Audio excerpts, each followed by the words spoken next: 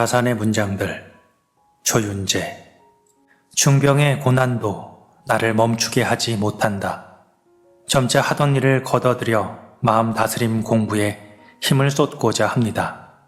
하물며 풍병은 뿌리가 이미 깊어 입가에 항상 침이 흐르고 왼쪽 다리는 늘 마비 증세를 느낍니다. 머리 위에는 잉어 낚시하는 늙은이들이 쓰는 털모자를 쓰고 지냅니다.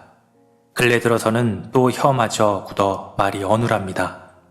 스스로 살 날이 길지 않음을 알면서도 자꾸 바깥으로 마음을 내달리니 이것은 주자께서도 만년에 뉘우치신 바입니다. 어찌 염려하지 않겠습니까? 다만 고요히 앉아 마음을 맑게 하려면 세간의 잡념이 천갈래 만갈래로 어지러워 갈피를 잡을 수 없습니다. 그래서 도리어 마음을 다스리는 공부가 조슬만 못한 것을 깨닫게 됩니다. 이 때문에 문득 그만두지 못하는 것입니다. 작은 형, 정약전에게 보냄. 마음을 잃는 것은 자신을 잃는 것이다. 즐거움은 괴로움에서 나온다. 그러니 괴로움은 즐거움의 뿌리다.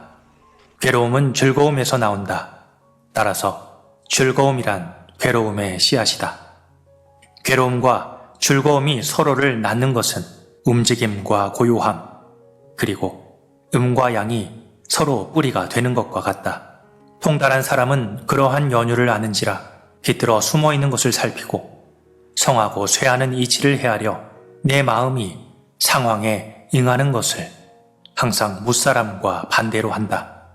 그런 까닭에 두 가지가 항상 그 취향을 나누고 그 기세를 죽이게 된다. 우후 이중협을 증별하는 시첩에서 곤욕은 근심거리가 아니다. 곤욕을 괴로워하는 것이 근심이다. 하늘이 만물을 내는 것은 그것을 이용하여 좋은 쓰임이 되도록 하며 사람을 해치려는 것이 아니다. 지네가 벽을 기어갈 때는 그 여러 발로 기는 소리가 한꺼번에 들리고 설레설레 피부에 닿을 때는 깊은 잠도 깨운다. 이때 손으로 창을 두드리며 인기척을 내면 지네는 바로 잠잠해지고 그 기는 소리는 사라진다. 그런 후에 불을 밝히고 잡으면 백에 한 마리도 놓치지 않으니 이는 자애로운 하늘의 셈이란 뜻이다. 조물주가 그것이 기어가는 소리가 없게 하였으면 어떻게 잠을 깰 것이며 인기척을 듣고 도망가게 하였으면 어떻게 잡을 것인가. 우연히 한번 물린다 해도 지렁이의 즙이 묘약이며 창병으로 전염되었다 해도 자연 통증이 진정시키니 이는 자애로운 하늘이 미리 대비해 준 것이다. 뱀이 사람을 무는 예는 극히 드물어서 1000명 중에 하나요. 또 문둥병, 음위증, 연주창, 등창 등의 병을 앓는 자가 독사를 삶아 먹거나 회로 먹으면 침이나 훈이 없이도 그 병이 잘 낫는다. 그리고 진의 가루는 부스럼 병을 치료하니 이는 자애로운 하늘이 은혜로 내려준 것이다. 그 신묘한 쓰임과 깊은 이익이 이와 같은데 문득 하늘을 원망하며 스스로 슬퍼하니 이 어찌 잘못이 아닌가. 탐진에 대한 대답 3. 막다른 길에 다다랐을 때 비로소 역량이 드러난다. 나는 임술년 봄부터 곧 집필하는 것을 업으로 삼아 붓과 벼를 옆에 두고 멈추지 않았다. 그 결과로 어깨에 마비 증세가 나타나 마침내 폐인의 경지에 이르고 눈이 어두워져서 오직 안경에 의존하지 않을 수 없는데 이렇게 하는 것은 무엇 때문이겠느냐. 두 아들에게 보여주는 가계. 벗어나는 것만이 고난을 이기는 게 아니다. 바람 피하기를 새처럼 하고 비 피하기를 개미처럼 하고 더위 피하기를 오나라의 소처럼 하는 것은 역시 내가 싫어하는 바다.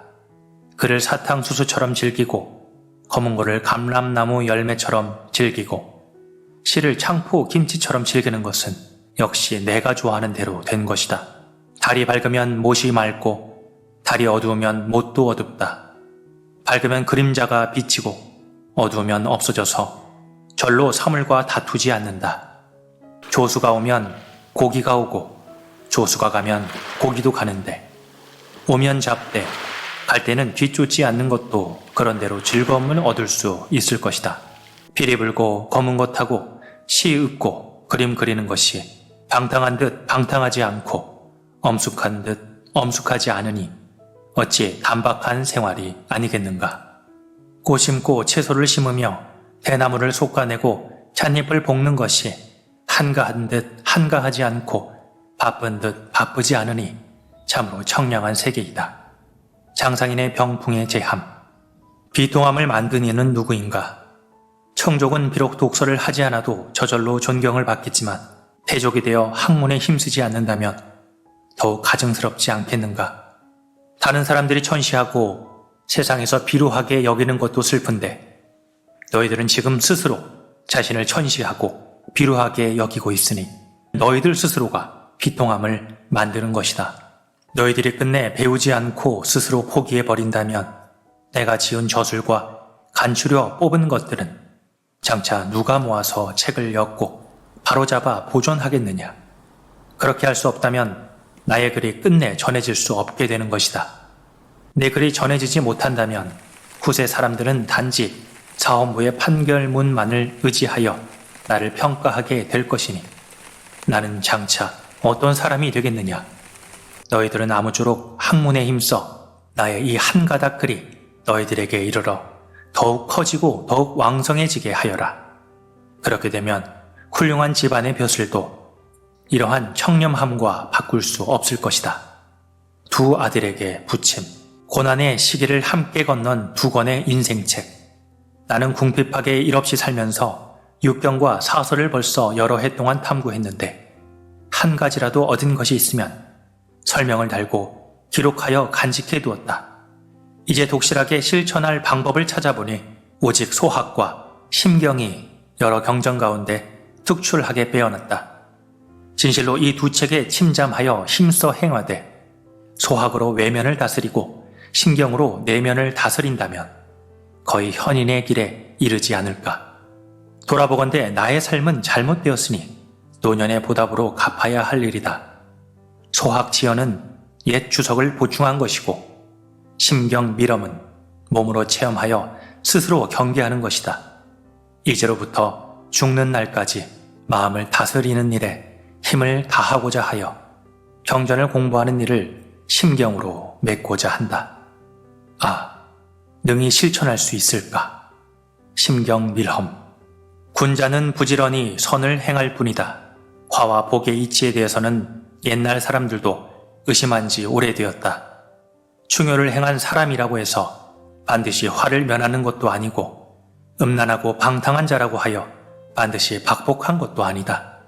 그러나 선을 행하는 것이 복을 받는 도가 되므로 군자는 부지런히 선을 행할 뿐이다. 두 아들에게 보여주는 가계. 금수에게는 없지만 인간에게는 있는 것.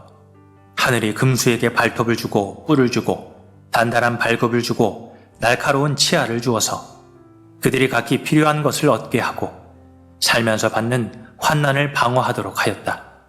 하지만 사람에게는 연약한 벌거숭이로 태어나서 혼자 힘으로는 삶을 영위해 나갈 수 없도록 만들었으니 어찌하여 하늘은 천한 것에는 후하게 하고 귀하게 여길 것에는 박하게 하였을까?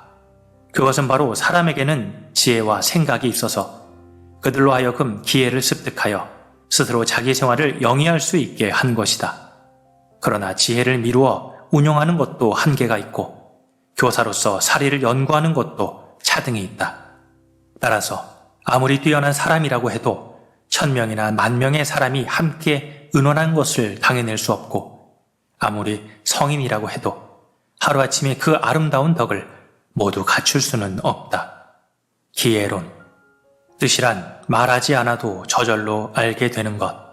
뜻이란 원래 다른 사람에게 말할 수 없는 것이다. 뜻은 행동의 앞서므로 그것을 행하게 되면 비록 그 뜻을 다른 사람에게 말하지 않더라도 사람들이 그의 행동을 보고 그의 뜻을 알 수 있을 것이다. 그러나 불행하게도 그 뜻을 행하지 못하면 비록 내 뜻을 다른 사람에게 말했더라도 아무 이익이 없을 뿐더러 도리어 비웃음만 사게 된다. 유지, 당기. 삶을 대하는 다산의 두 가지 태도. 주역사전은 내가 하늘의 도움을 얻어서 쓴 글이니 절대로 사람의 힘을 통하거나 지혜로운 생각만으로 도달할 수 있는 것이 아니다. 능히 이 책에 깊이 마음을 두고 그 오묘한 뜻을 다하는 자가 있다면 바로 자손이나 더실 것이니 천년에 한 번 만난다 해도 애지중지함이 마땅히 보통 정리의 배가 될 것이다. 두 아들에게 보여주는 가계. 인생의 즐거움은 어디에 있는가? 어렸을 때 논일던 곳에 어른이 되어 온다면 하나의 즐거움이 되겠다. 곤궁한 시절을 지내온 곳을 입신하여 찾아온다면 하나의 즐거움이 되겠고, 홀로 외롭게 지나가던 땅을 좋은 손님들과 마음에 맞는 친구들을 이끌고 찾아간다면, 좋은 손님들과 마음에 맞는 친구들을 이끌고 찾는다면 또 하나의 즐거움이 되겠다.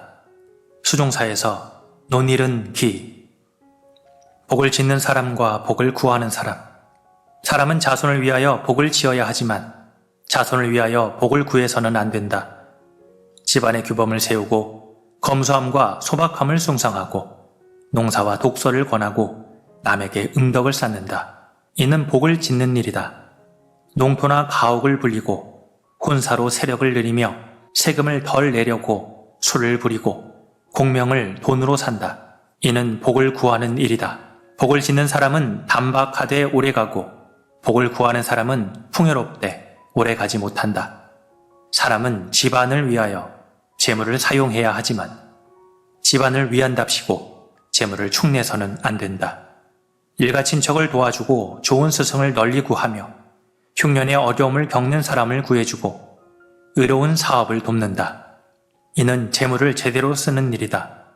집과 정원을 화려하게 꾸미고 사치스러운 연회를 열고 보석과 장신구를 사 모은다. 이는 재물을 축내는 것이다. 재물을 제대로 쓰는 사람은 재물을 덜어내되 더 채워지고 재물을 축내는 사람은 재물이 가득 찬 듯하지만 끝내는 쪼그라든다. 거가사본. 인생을 살아가는 5가지 방법. 박학, 신문, 신사, 명변. 즉 널리 배우고 따져 물으며 깊이 생각하고 분명하게 밝히는 것은 성이 아니면 성립될 수 없다고 나는 생각합니다. 단 한 번이라도 속이거나 거짓이 있어서는 성이라고 할 수 없겠지요. 때문에 저는 병전 공부에서 오직 이 성만을 추구하였고 다만 이것을 따랐으며 이것만을 고집했습니다. 옳은 것을 선택하여 굳세게 주장할 때는 널리 고증하고 정밀하게 연구하여 지혜를 다하지 않은 적이 없습니다. 마음가짐을 마치 빈 거울이나 공평한 저울대처럼 하였고 뜻을 파헤치기를 마치 송사를 결단하고 옥사를 다스리듯 하였습니다. 그런 뒤에야 감히 주장을 세웠으니 어찌 확실치도 않은 견해로 남들과 같은 말을 하거나 대동의 논의를 어기려 한 것이겠습니까? 이어 홍에게 답함. 불안, 좇는다고 해서 반드시 얻어지지 않는다. 산에 살며 일이 없어 사물의 이치를 가만히 살펴보니 세상에 부지런히 왔다 갔다 바피 움직여 노심초사하는 것은 모두가 부질없는 일이다. 뇌가 알에서 깨어나면 뽕잎이 먼저 움트고 제비새끼가 알에서 나오면 날아다니는 벌레가 들에 가득하고 어린아이가 갓 태어나 울음을 터뜨리면 젖이 분비된다. 하늘의 만물을 낳을 때는 아울러 그가 먹을 양식도 준다. 그런데 어찌 깊은 근심과 지나친 염려 때문에 정신없이 바쁘게 돌아다니며 잡을 기회를 놓칠까 두려워하는가. 옷은 몸을 가리면 그만이고 음식은 배를 채우면 그만이다. 봄에는 보리가 나올 때까지 쌀이 있고 여름에는 벼가 익을 때까지의 나달이 있다. 말지어다 말지어다.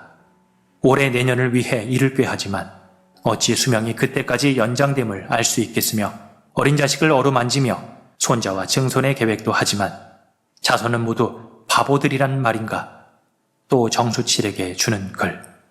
당신이 소리를 내는 까닭은 무엇인가? 오직 시라는 것은 뜻을 말하는 것이다. 본디 뜻이 저속하면 억지로 고상하고 깨끗한 말을 하여도 조리가 이루어지지 않는다. 본디의 뜻이 편협하고 비루하면 억지로 통달한 말을 하여도 사정에 절실하지 못하게 된다.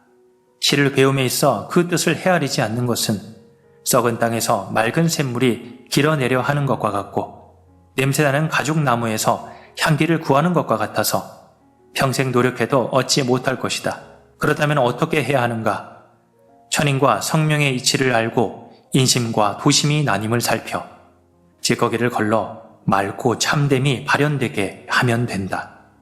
초이승 의순에게 주는 말. 모든 것은 극에 달하면 반드시 되돌아간다.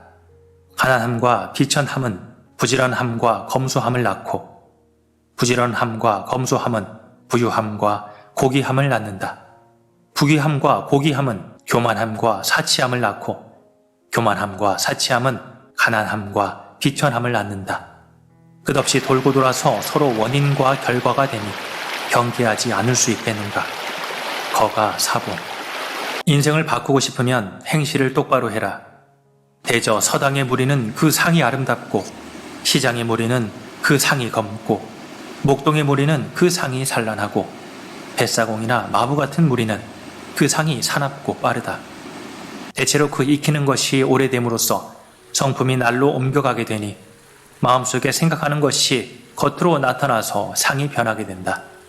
사람들은 상이 변하는 것을 보고 말하기를 그 상이 이렇게 생겼기 때문에 그 행실이 이와 같다 하니 그것은 틀린 말이다. 관상론. 전장에서 승리하는 장수는 무엇이 다른가? 천하에 꼭 승리하는 군대는 없어도 꼭 승리하는 장수는 있으니 장수는 참으로 가리지 않을 수 없다. 반드시 사람됨이 침착하고 억세고 마음이 넓고 굳세며 깊이 생각하고 멀리 내다본 뒤에야 적을 헤아리고 형세를 살펴서 오랜 시간을 두고 무조건 이길 수 있는 것이다. 그러고 보면 발끈 성내고 용감하게 나아가서 한때 시원한 승리를 취하였다가 마치 발을 돌리기도 전에 곧 꺾이어 패하는 사람과는 분명한 차이가 난다. 금성방약 서. 사슴을 쫓는 사람은 태산을 보지 못한다. 사슴을 쫓는 사람은 태산을 보지 못한다. 마음을 사슴에 두고 있기 때문에 보아도 보이지 않는 것이다. 좌선을 하는 사람은 우레소리를 듣지 못한다. 마음이 화두에 있기 때문에 들어도 들리지 않는 것이다. 공자가 소음악을 듣고 곡의 맛을 몰랐던 것은 마음이 소음악에 있었기 때문에 고기를 먹으면서도 그 맛을 몰랐던 것이다. 대학공의. 스스로 게을러져 근본을 잃지 마라. 크게 두려운 것은 우리가 모두 글이나 외고 시문이나 짓는 것을 업으로 삼는 그것이다. 선생, 성호 이익의 문화가 한번 흩어져 각자 집으로 돌아가서는 막연히 서로 잊어버리는 지경에 이르렀다. 게다가 경박하고 무례한 사람과 비속하고 의심 많은 무리가 있어 혹 조그마한 기회를 가지고 빠른 효과라고 꿰거나 혹은 선가와 도가의 교리를 가지고 참된 길이라는 가르침에 동요되어 스스로 게을러지거나 현혹되어 빠져들게 된다면 식견과 취향이 거칠어질 뿐만 아니라 도리어 진취적인 자세에 방해가 된다. 반드시 근본이 혼탁해지고 점차 밝음을 잃어서 끝내 유용한 학문을 이루지 못한다. 봉곡사에서 지른 술회시. 두고두고 부끄러운 일은 아닌가. 천하에는 두 가지 큰 기준이 있는데 하나는 옳고 그름이요 또 하나는 이익과 손해다. 이 두 가지 큰 기준에서 네 종류의 큰 등급이 생긴다.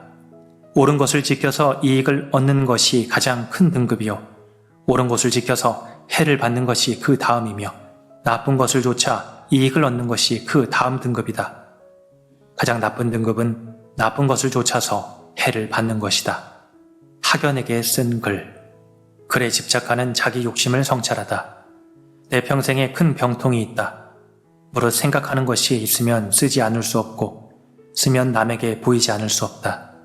바야흐로 그 생각이 이르면 붓을 잡고 종이를 펴서 잠시도 멈거리지 않고 글을 쓰고 글을 짓고 나서는 스스로 사랑하고 좋아하여 곧 조금이라도 문자를 아는 사람을 만나면 내 말이 완벽한가, 편벽되지는 않았는가, 혹은 그 사람과 친밀한가, 소원한가를 미처 가리지 않고 급히 전하여 보이려 한다.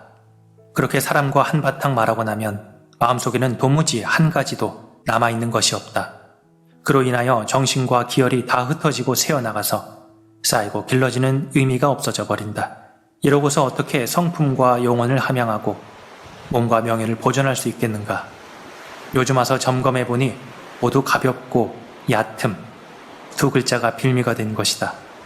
이것은 덕을 숨기고 수복을 기르는 공부에 크게 해로움이 있을 뿐만 아니라 비록 말과 글, 문장이 다 수두룩 멋이 있다고 하나 점차 얕고 좁아져서 남에게 존중을 받지 못하게 된 것이다.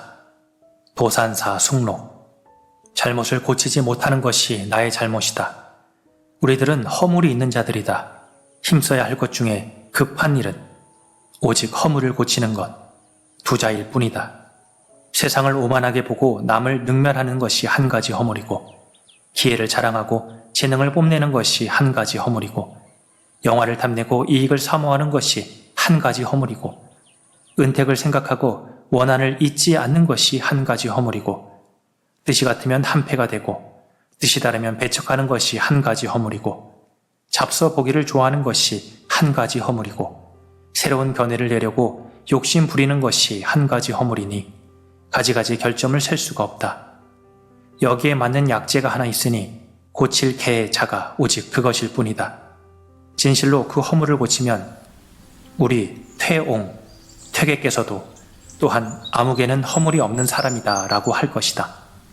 아, 어떻게 해야 이를 얻을 수 있겠는가?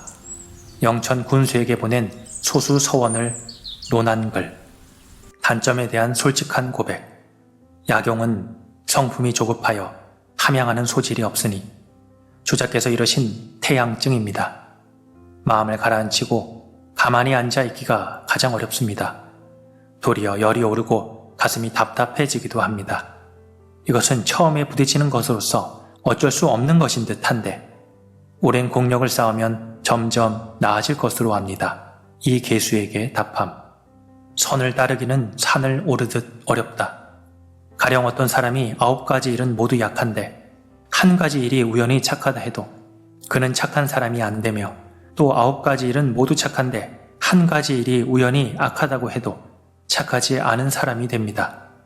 가령 어떤 항아리가 그 전체는 모두 깨지고 그 주둥이만 온전하다 해도 깨진 항아리가 되며, 그 전체는 온전한데 오직 구멍 하나만 뚫렸어도 깨진 항아리가 됩니다.